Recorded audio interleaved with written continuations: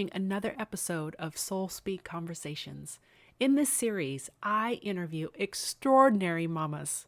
What do I mean by extraordinary? Well, the dictionary defines extraordinary as remarkable, unusually great. And yes, I believe every mama is extraordinary. Every mama, whether by childbirth, adoption, or natural caregiving tendencies, is extraordinary. As mamas, I also believe we develop very unique and special gifts, which I call mama superpowers. As women, we tend to downplay these gifts of ours. Even worse, we compare our unique gifts to others, which can put us on an emotional roller coaster that drains and wastes our time and energy. Rather than compare ourselves to one another, let us celebrate and embody our own unique superpowers. Let's honor, celebrate, and learn from another extraordinary mama as she shares the secrets to her success. All right, everyone. Thank you. Welcome to another episode of Soul Speak. And I have a very special guest today. And I will let her introduce herself. Tell us your name, how many kids you have, where you're from. And for a little fun, if you were to pick one of the Snow White Seven Dwarfs, which one would best describe you? Bashful, doc, dopey, grumpy, happy, sleepy, or sneezy? All right. Well, my name is Jodi Lester. I have two wonderful children. Jessica will be 29 next month, and Ryan is 26. And looking at all of those, I wanted to run and go find her childhood book so I could read some more about Snow White, so I could remember what they were all about. So I was just going to go off the mark and say I was Snow White. So okay, that would be. I'm not even going to take one of the dwarfs. I'm the one leading the pack. Right. I like that. Break the mold. So with that, what would you say is your greatest mama superpower? My greatest mama superpower was being able to make those kids with the DNA that I had and with their daddy. I mean, I think almost anyone could have raised that DNA and they would have turned out awesome. Oh. But that being said, there's definitely things that both of our DNAs created, but a lot of nurturing that came with that, the upbringing of being in the private schools and the upbringing of going to church together and praying at our meals and at nighttime and just doing family things. Their dad worked a lot, so there wasn't a lot of family vacations. It was more of mama taking the kids places and doing that type of thing, unfortunately. But yeah, so I guess just kind of being the Charles in charge. All right, I love it. Okay, so here comes some of the juicy story part. Okay. I would love for you to share what was your life like before having Jessica and Ryan, and what was your life, you mentioned a little bit, but during raising them, taking them to school and practice and all that, and then what has it been like after they've left the home? All right. So after college, met their dad shortly before I graduated. So it was long distance while he was in med school and doing my thing. Took a job out of my chosen career path of recreation therapist, which was my degree in college, and became a law enforcement police officer. So I did that for 4 years until we got married and got pregnant with Jessica and decided that was my role, was to stay home and raise the kids and make his life as easy as possible to help with the stress of being a doctor. So that was that journey. What was the other part? So I think you went into a little bit of what happened before, and so then how would you describe, just being at home, raising the kids? Sure. How was that like? I really think that was my chosen that was my DNA. I Mm-hmm. think I had a great example with my mother and my father. My mom was a homemaker. I love that term. I think that's a great term. It's not degrading. It's what she was. She Yeah. made that home, and my dad was the breadwinner, and that was my example. And the neighborhood I grew up in, that was the example. There wasn't a lot of working women outside of the home making a paycheck. It was taking care of their family. And so I don't remember what I wanted to be when I was growing up, but I really think that's what I wanted. Um, but as I got older and going to high school and stuff, and I was the first one out of four kids to go to college. That wasn't something that I really remember being talked about, but I knew it was important to. I always wanted to be a strong woman for myself. Mm-hmm. And so I wanted to be able to take care of me no matter what happened in my situation, um, and live my life and see who I was before I tried to share it with somebody else. And so I really think that was my calling. I really do. And things didn't always turn out the way we wanted. And when they were in high school, we separated and divorced. And so I kind of got the early empty nest sooner than when the kids left, because mama left the nest, just due to financial reasons for not staying in the home and things like that. And so I took on a whole different career and went back to work full time, and tried to negotiate that aspect of not being in the home that you were raising the kids in. So yeah, yeah, I wanted to touch a little bit about you saying homemaking is not a degrading term, and I love that because it's so true, right? That for yes, whatever reason over the years, that somehow staying at home, taking care of the kids, being a homemaker has become like less than versus, the mom that has to go outside and work. And I would offer that neither are bad, right? That it's a choice that we get to make. And what a beautiful choice and what a beautiful gift to be able to stay at home and make that family. yes, definitely, definitely. Yep, Yeah. I agree.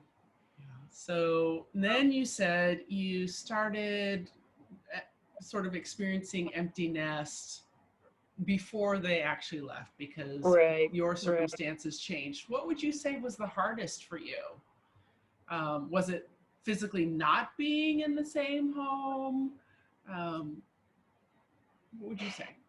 Yeah, that's a tough one because I was probably pretty selfish and kind of did my thing and took care of me and kind of let their dad kind of fill the role that he kind of was absent at when they were toddlers, Mm, and kind of gave him more of the reins on that.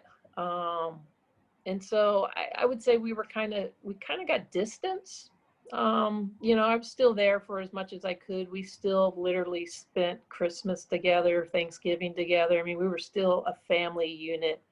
Um, and so it was probably after they were out of the house and at colleges and doing their thing that I feel like our relationship mm, started growing, and my happiness and my heart started coming back, and kind of got the tug on the heart and the yeah. slap in the face from God that said, okay, now you're back doing what you need to be doing. Mm, And so I'm just loving the relationship I have with my kids now. And I'm looking forward to the days when the grandkids come, because all I hear is those are the best times. And I can't imagine being better than being a mom. And it sounds like being a grandma is even better. So I'm looking that's forward to what that. I hear. That is Yeah. what I hear. But tell us a little more about just this new phase because I know some moms sort of get stuck with, oh, but they're gone, right? And focused on the loss of they're no longer home, I'm no longer a mom, blah blah blah. But there is this other phase where the relationship is amazing. Right. I think, well, especially at the time that I left, they had to grow up. It went from mama doing everything for these two kids to now they got to do their own laundry. They got to figure out how to do some cooking. And so their life skills kind of came in a little faster maybe than normally, or what would have happened if I would have stayed around. And so I felt my role was to prepare them to be a strong, independent person. And so the sooner that those life skills could happen for them, the sooner they're going to learn from their hard knocks and their poor decisions and their great decisions, and all of those things that are going to happen. And even now to this day, it's like, they'll ask my opinion and I might give it to them, but they're still going to do what they want to do, just like I'm going to do what I'm going to want to do, And so I hear people say, oh, I miss my kids so much. I miss them too, but I'm so proud and happy of the journey they're doing. And I'm still there. Just like, I'm lucky enough to have my mom still around. Lost my dad about a year ago. And I try to remind myself all the time how much love I have for my kids is how much love my mother has for me. And I just got to focus on that sometimes and step up a little bit and be there a little bit more for her, because, that's what I want my kids to do for me. Beautiful. Thank you for sharing that. Yeah. I find that the relationship I now have with my son is just so much even better. Like every day, it's like, yay, what do I get to look forward to? It is definitely shifted from parenting adults or young adults, right, to now a relationship with adult, right? Yes. It's a relationship. Yes. Yeah, from time to time I may put on the parenting hat, but not necessarily, right? It could be more of a guide or a confidant, right? Yeah. So much fun. Yes. So you mentioned that, you didn't recall what you wanted to be growing up, but that perhaps it was to be a homemaker and that you did that. Did you have aspirations to sort of either work outside the home, stay in the home, any of that?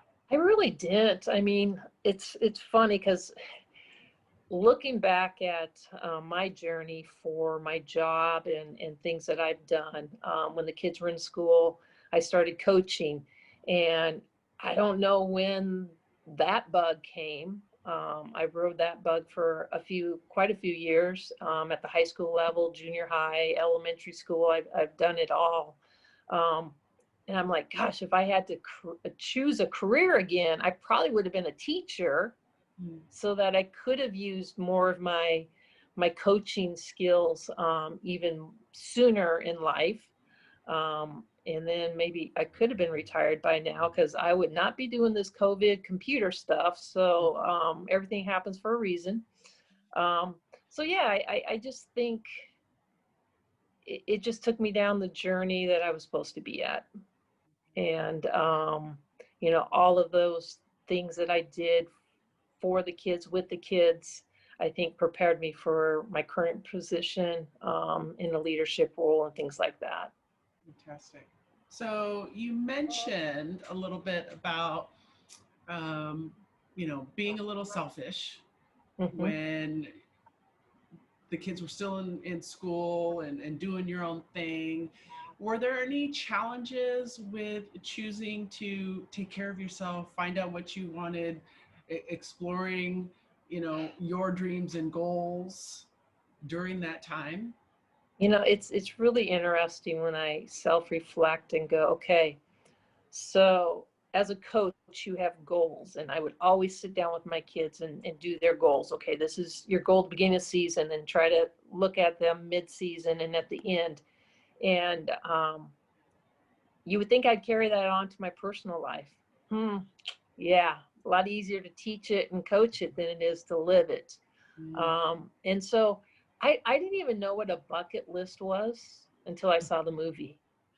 And so I just, I'm pretty easygoing, and so that's why I didn't choose any of the dwarfs, because there wasn't one that's just kind of. I almost went with dopey, but no, because I just go with the flow, and I don't have these big aspirations, and I don't have these goals, and I don't have a budget. So if you don't have a budget, how can you reach your goals? Oh yeah. Mm, So all of those things, I think. I just, my personality is just going with the flow, and okay. everything's going to work out. I'm not materialistic. I don't want a lot. Like, I literally now look at my house, 3 bedrooms, and someday I'm going to be living by one of my children. I don't know when that's going to happen, but it's going to happen one of these days. And I'm like, okay, so let's say I'm going to move to Nevada. There's nothing in this house that won't fit in my car that needs to go to Nevada with me. All right. And I'm just like, yeah, this stuff is comfortable and I like it and it has a lot of memories, but my memories are down the road with those grandbabies. Mm, And I could just leave this tomorrow and not, other than my scrapbooks that are coming with me, there's not a lot that I need. And okay. so I think that's why I haven't been a big goal setter, because I don't have a lot of needs. And so it's the human relationships that I have and the relationship that I have with my kids that are giving me that joy and making that fulfillment for me. Mm. So what I hear you saying, Jodi, is that what's most important to you are the relationships, and you really just live in the moment. Yes, So, you know, goals aren't all that important if you're fully present, and you can, correct. live full out and play full out and enjoy every experience. Yep, I love yep, that. yep. Um, I do, just because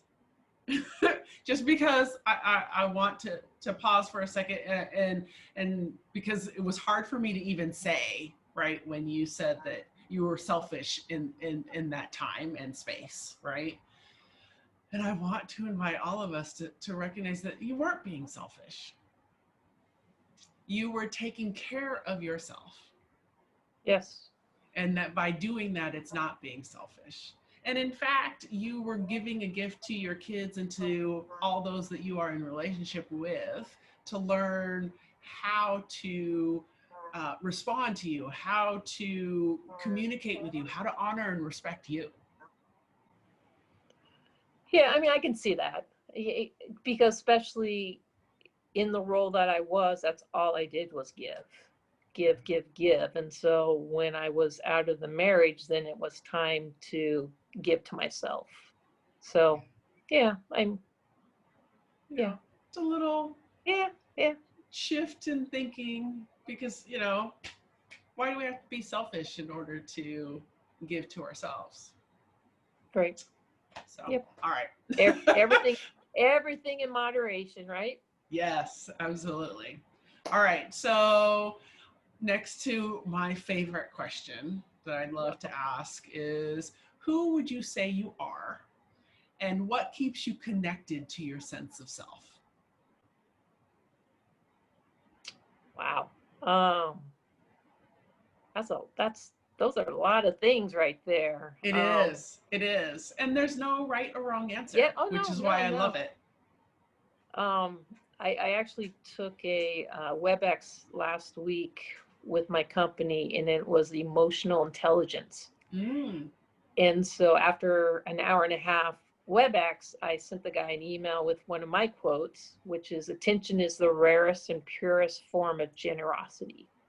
ooh, And so I had some questions for him on a couple of employees that I'm having some difficult time communicating with. And so we're actually having a call tomorrow. And so I'm really excited. So I've been analyzing myself as a leader and as an emotional, intelligent person, and trying to figure out what my triggers are and mm, for my emotional outbreaks and things like that. And just trying to do some self-reflection on that as a leader, and uh, doing that with work people, but also with my personal relationships too. So trying to see who I am. I, I say life is a book, and this Mm. story of Jodi Lester is just full of different chapters. And in every chapter, different things are discovered. And some of it could be good, some of it could be bad, some of it could be challenging. There's grief in there, and there's joy, and there's happiness. And it's just going through these chapters. And, I was talking to a friend who just retired a couple of years ago and didn't know if he was going to take his Social Security. And he said, we didn't need the money, but my wife was like, you know what, Mike, life is short. Let's take the money now. And so, that's kind of his attitude. It's like, I don't know how long I'm going to be around to get that Social Security, so I might as well start taking it. Mm. And, it's kind of like I just kind of take it as it comes. Okay. And I've always been, when I was a mother, I was the planner. I planned everything. I planned the meals. I planned the trips, and I just needed to not plan. And so I think that's kind of why I'm not against the goals, but why I haven't lived out those goals Mhm. setting is because I just want to just live it. Yeah. Okay. So you are a book filled with so many chapters, so many experiences, so many adventures. Hmm. Um, so what do you do when, say, a chapter is unfolding that you'd rather not be experiencing? Yeah, a lot of those happen. Um, losing my dad unexpectedly was tough. Losing the kid's dad unexpectedly, those are really tough. Last Yeah. 3 years have really taught more things. I'm a strong believer that if everything is always good and always well, I'm not going to grow. I'm not going to learn. I'm not going to be Mm. prepared for the next time when things aren't as good as they should be or want them to be. Um, and so I just try to take a step back. And especially at night when I wake up and I'm like, why are you waking up? You're not having a hot flash. What's going on? And I'm like, okay, who do you need to pray for? And so Mm. that's my time where I do my praying. I talk to God and just try to refocus and get off of whatever my brain is rattling around on that really probably doesn't even need to worry about. Beautiful. Oh, thank you for sharing that. I love that. Yeah. Yeah. And so, next question for you is, what would be your number one life lesson that you would share to a brand new mom? Be not afraid to make a mistake. Mm, oh, that's so important. I have a friend right now, their baby is 2 months old and they're older. She's 40, had to have C-section. She's having a lot of depression and um I just want to hold her and say, stop waking up that baby to feed her. She'll eat when she needs to eat. But yeah, I'm not going to tell her. Yeah. She'll figure it out. So yeah, just don't be afraid to make a mistake. And it's okay for the house to be dirty. It's okay Mm, for the kids to be dirty. Teach them to be kind and to mm, give to others, yeah. and you teach them by doing it yourself. Yes. Yes. Oh, love that. All right. Lastly, Jodi, Okay. what brings you joy? Obviously, time with my kids. Yes. Um, you know, I, yeah, I just went and saw my son in Austin for 4 days, and were we laughing and joking and having a busting up gut time? Not really, not really. Mm, It's honestly, when I'm with my kids, it's what I feel like it's going to be like when I'm sitting at the feet of Jesus. It's mm, just going to be in awe because once again, like talking about that love that my mother has for me is the kind of love that I have for my children. yeah. And I just love to be around them. They make me so proud. And just to be in their presence is all I need. Mm. I can feel it, and I feel the same, right? It's just You don't have to be talking. You don't be Nope. having to have all these extravagant adventures and things. It's just the being present Yep. with each other. Yep. Beautiful. Yeah. I Yeah. love it. Thank you so much, Jodi. No, This you're has very been welcome. wonderful.